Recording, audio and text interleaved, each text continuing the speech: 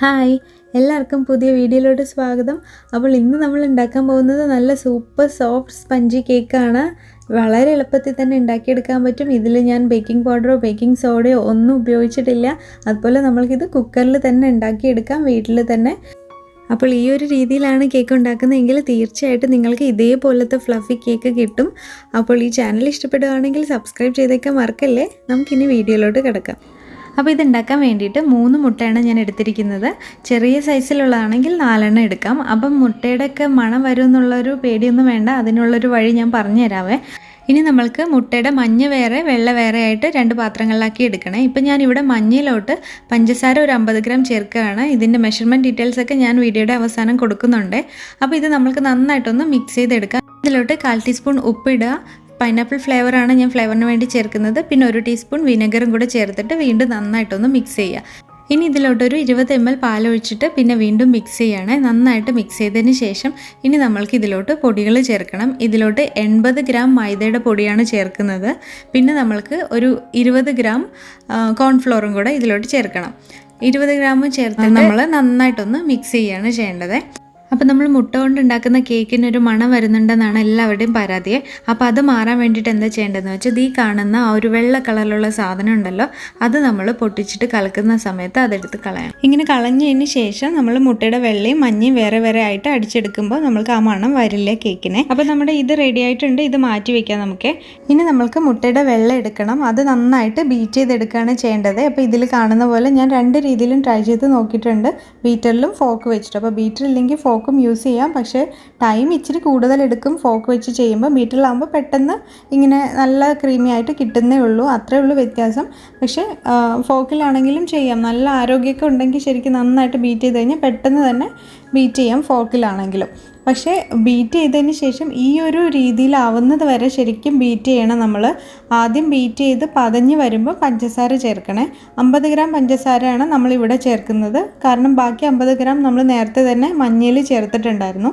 പിന്നെ ചേർക്കേണ്ടത് ആ എസൻസ്, നമ്മൾ മഞ്ഞയിൽ ചേർത്ത ഏത് എസൻസ് ആണോ അത് തന്നെ ഇതിനകത്തും കൂടെ ചേർക്കുക. അതും കൂടെ ചേർത്തിട്ടാണ് ഇങ്ങനെ ബീറ്റ് ചെയ്തെടുക്കേണ്ടത്. അപ്പോൾ ഈ ഒരു പരുവ ആവുന്ന വരെയാണ് നമ്മൾക്ക് ബീറ്റ് ചെയ്യേണ്ടത്. എന്ന് വെച്ചാൽ ശരിക്കും വിപ്പിംഗ് ക്രീമൊക്കെ ആ സോഫ്റ്റ് പീക്കിലെത്തി നിൽക്കില്ല, ആ ഒരു അത്രയും തവണ നമ്മൾ അല്ലെങ്കിൽ അത്രയും നേരം നമ്മൾ ബീറ്റ് ചെയ്തെടുക്കണം. ഇത് കണ്ടോ, ശരിക്കും ആ ക്രീം വിപ്പിംഗ് ക്രീം പോലെ തന്നെ ഉണ്ട്. ആ അത്രയും രീതിയിൽ നമ്മൾ ബീറ്റ് ചെയ്തെടുത്താൽ മാത്രമേ നമ്മളുടെ കേക്ക് നല്ല സോഫ്റ്റായിട്ടും ഫ്ലഫി ആയിട്ടും ഞാൻ സ്റ്റാർട്ടിങ്ങിൽ കാണിച്ച അതേ രീതിയിൽ വരുള്ളൂ. അപ്പം ഈ ഒരു കാര്യം ശ്രദ്ധിക്കണം, കുറച്ചൊന്ന് ക്രീമി ആകുമ്പോഴത്തേക്കും സ്റ്റോപ്പ് ചെയ്യരുത്, ഈ ഒരു രീതിയിൽ തന്നെ ചെയ്തെടുക്കുക. ഇനി നമ്മൾക്ക് നമ്മുടെ ആ മഞ്ഞ ഉണ്ടല്ലോ അത് ഇതിലോട്ട് ആഡ് ചെയ്യാം. ഇത് ചേർത്തതിന് ശേഷം പതുക്കെ ഒന്ന് മിക്സ് ചെയ്ത് മൊത്തത്തിലൊന്ന് മിക്സ് ചെയ്ത് കൊടുക്കുകയാണ് ചെയ്യേണ്ടത്. ഇവിടെ പിന്നെ മിക്സ് ചെയ്യുമ്പോൾ ശ്രദ്ധിക്കേണ്ടതെന്ന് വെച്ചാൽ നമ്മൾ ബീറ്റർ കൊണ്ടൊന്നും ഇനി മിക്സ് ചെയ്യേണ്ട ആവശ്യമില്ല.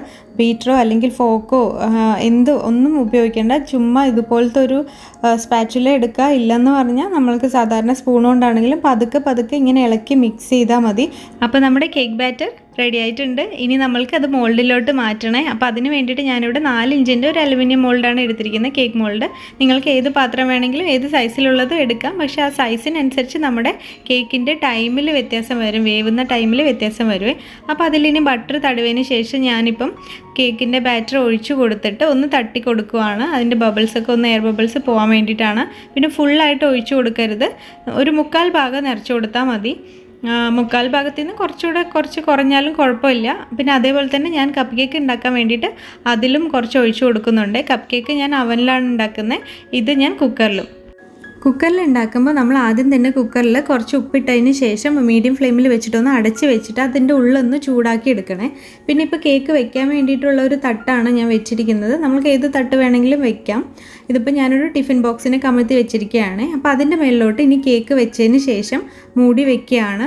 ലോ ഫ്ലെയിമിലാണ് വെക്കേണ്ടത്. 25 മിനിറ്റ് ആവും നമ്മുടെ കേക്ക് കുക്കാവാൻ വേണ്ടിയിട്ട്. ലോ ഫ്ലെയിമിൽ തന്നെ വെക്കണേ നമ്മൾ. എന്നിട്ട് 25 മിനിറ്റ് എന്ന് പറയുന്നത് ഇപ്പം ഇതൊരു 4 ഇഞ്ച് കേക്ക് ടിൻ ആയതുകൊണ്ടാണ്. ഇതിനേക്കാൾ വലിയ കേക്ക് ടിന്നാണ് എടുക്കുന്നതെങ്കിൽ അതിനനുസരിച്ച് അത്രയും സമയം വേണ്ടി വരും നമ്മൾക്ക്. ചിലപ്പോൾ ഒരു 30, 40, 45 അങ്ങനെയൊക്കെ വരും കേട്ടോ. അപ്പോൾ അത് നമ്മൾ എടുക്കുന്ന സൈസിനനുസരിച്ചാണ്. 4 ഇഞ്ച് ആണെങ്കിൽ ഉറപ്പായിട്ടും 25 മിനിറ്റിനുള്ളിൽ നമ്മുടെ കേക്ക് റെഡി ആയിട്ടുണ്ടാവും. പിന്നെ നമ്മുടെ കപ്പ് കേക്ക് വെച്ചത് ഞാൻ അവനിലാണ്. അതൊരു 20 മിനിറ്റ് വെച്ചപ്പോഴത്തേക്കും റെഡി ആയിട്ടുണ്ടായിരുന്നു. അപ്പോൾ ഇത് കണ്ടോ, നല്ല സോഫ്റ്റ് ആയിട്ടുള്ള കപ്പ് കേക്കാണ് കിട്ടിയിരിക്കുന്നത്. ചൂടാറിയതിന് ശേഷം വേണം നമ്മൾ എടുക്കാൻ വേണ്ടിയിട്ട്. അപ്പം കപ്പ് കേക്കൊക്കെ അവിടെ വെച്ചിട്ടുണ്ട്. ഇനി നമ്മുടെ കേക്ക് ഇതിലോട്ട് മാറ്റാം. അപ്പം ഞാനിത് സൈഡിൽ നിന്നൊന്ന് വിടർത്തി കൊടുക്കുകയാണ്. കാരണം ഇത് ചൂട് നന്നായിട്ട് തണുത്തിട്ടില്ല, അതുകൊണ്ട് ഒരു ഇച്ചിരി ചൂട് ഉണ്ടായിരുന്നേ, അതുകൊണ്ടാണ് ആ മുകളിലത്തെ അത് ഒന്ന് പറ്റി പിടിച്ചത്. അത് കുഴപ്പമില്ല, നിങ്ങൾ എടുക്കുമ്പോൾ നന്നായിട്ട് തണുത്തതിന് ശേഷം എടുത്താൽ മതി. അപ്പോൾ ഇത് കാണുമ്പോൾ തന്നെ അറിയുന്നുണ്ടല്ലോ അല്ലേ നിങ്ങൾക്ക്, നല്ലൊരു സോഫ്റ്റായിട്ടാണ് വന്നിരിക്കുന്നത്. ശരിക്കും സ്പഞ്ച് പോലെ തന്നെ ഉണ്ട്. അപ്പം ഈ ഒരു മെത്തേഡിലാണ് നിങ്ങൾ ട്രൈ ചെയ്യുന്നതെങ്കിൽ ശരിക്കും അതേപോലെ തന്നെ വരുള്ളൂ. ടേസ്റ്റും നല്ലതായിരിക്കും. ചുമ്മാ കഴിക്കാം. ഇതിന് നമ്മൾക്ക് ഒന്നും വിപ്പിംഗ് ക്രീമിൻ്റെ കൂടെ ആവശ്യമില്ല. വെറുതെ കഴിക്കാൻ പറ്റിയ ഒരു നല്ല ടേസ്റ്റി ആയിട്ടുള്ളൊരു കേക്കാണ് ശരിക്കും പറയുകയാണെങ്കിൽ. അപ്പോൾ ഇതിനകത്ത് പറഞ്ഞിരിക്കുന്ന ആ മെത്തേഡൊക്കെ ഫോളോ ചെയ്ത് ചെയ്യുവാണെങ്കിൽ ശരിക്കും നമ്മൾക്ക് ഇതേ രീതിയിലുള്ള നല്ല സ്പഞ്ചി ആയിട്ടുള്ള കേക്ക് കിട്ടും. അതിന് വേണ്ടിയിട്ട് ബേക്കിംഗ് സോഡയും പൗഡറും ഒന്നും ഉപയോഗിക്കേണ്ട ആവശ്യമില്ല. ഇത് കണ്ടോ എന്ത് സോഫ്റ്റാണ്, ശരിക്കും നല്ല രസമുണ്ട്. ഇത് കാണുമ്പോൾ തന്നെ ശരിക്കും സ്പഞ്ചി ആയിട്ട് തന്നെ ഇരിക്കുകയാണ്. അപ്പോൾ ഇതുപോലൊക്കെ ഒന്ന് ചെയ്ത് നോക്കാം. മുട്ടയുടെ കാര്യത്തിൽ നന്നായിട്ട് ബീറ്റ് ചെയ്തെടുക്കണം, അത് ശ്രദ്ധിക്കണം നമ്മളെ. അപ്പം അത്രയേ ഉള്ളൂ. നിങ്ങൾക്ക് ഈ വീഡിയോ ഇഷ്ടപ്പെടുവാണെങ്കിൽ ഒന്ന് ലൈക്ക് ചെയ്യാനും അതുപോലെ തന്നെ ഫ്രണ്ട്സിനും ഫാമിലിക്കൊക്കെ ഷെയർ ചെയ്യാനും കൂടെ മറക്കരുത്. ഇനി അടുത്തൊരു വീഡിയോയിൽ കാണാം. എല്ലാവർക്കും ഒരുപാട് താങ്ക്സ്. ബൈ.